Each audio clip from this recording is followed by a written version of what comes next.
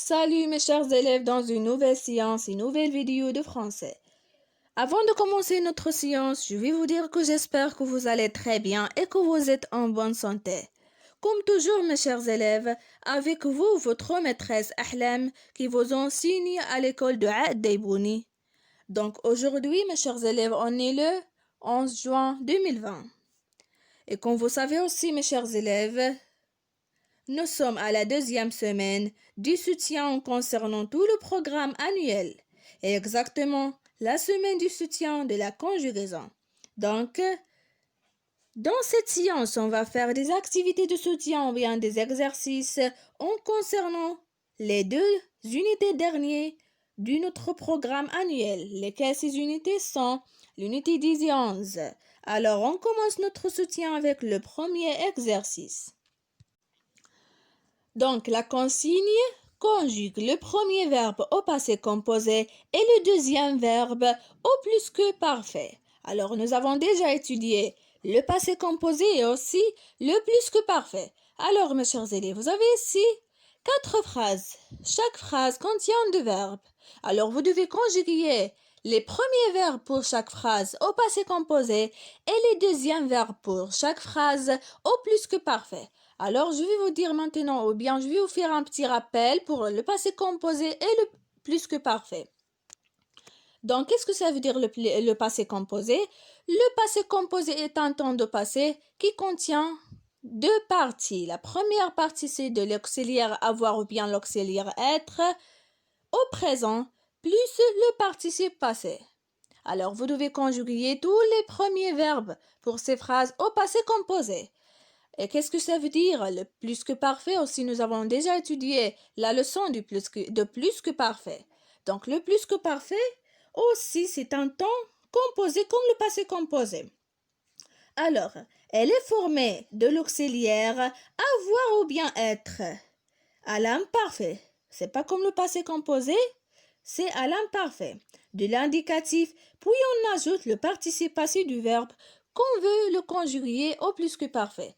Donc, le passé composé, aussi c'est un temps du passé composé de l'auxiliaire avoir ou être conjugué au présent plus le participe passé et le plus que parfait aussi c'est un temps composé de l'auxiliaire avoir ou bien être mais conjugué à l'imparfait. Puis on ajoute le participe passé du verbe. Alors maintenant, je vais vous lire les phrases. La première phrase, il dit à sa mère qu'il a fini ses devoirs. La deuxième phrase, elles vont à Paris, elles n'ont jamais vu la tour Eiffel. La troisième phrase, elle assure qu'elle a inventé un moteur à eau. Et dernièrement, le pêcheur raconte qu'elle a aperçu un requin près de la côte. Alors, comme je vous dis, mes chers élèves, vous devez conjuguer les premiers verbes pour chaque phrase au passé composé et les deuxièmes verbes pour chaque phrase au plus que parfait. Maintenant, mes chers élèves, je vais vous expliquer l'exercice numéro 2. Conjugue à la même personne du plus que parfait les verbes suivants. Comme vous voyez, vous avez ici 4 verbes. Déjà conjugués, bien sûr. Alors, le premier verbe, vous viendrez, c'est le verbe venir. Le deuxième verbe, elle est sortie. C'est au passé composé, c'est le verbe sortir. Je choisissais, c'est le verbe choisir à l'imparfait. Et il imagine, c'est le verbe imaginer ou bien au présent. Alors, vous devez conjuguer les mêmes verbes et à la même personne, mais au plus que parfait. Ça y est, vous devez conjuguer ces verbes à la même pronom ou bien à la même personne, mais au plus que parfait. Et j'ai vous déjà expliqué au premier exercice qu'est-ce qu'un plus que parfait. Je vous dis que le plus que parfait est un temps composé qui est formé de l'auxiliaire avoir ou bien être conjugué à l'imparfait de l'indicatif, puis on ajoute le participe passé du verbe qu'on veut le conjuguer au plus que parfait. Et maintenant, mes élèves, on passera à expliquer le dernier exercice numéro 3. La consigne met les phrases au futur proche. Vous avez ici 3 phrases. Vous devez Conjuguer les verbes de ces phrases au futur proche. Donc, mes élèves, nous avons déjà étudié le futur proche.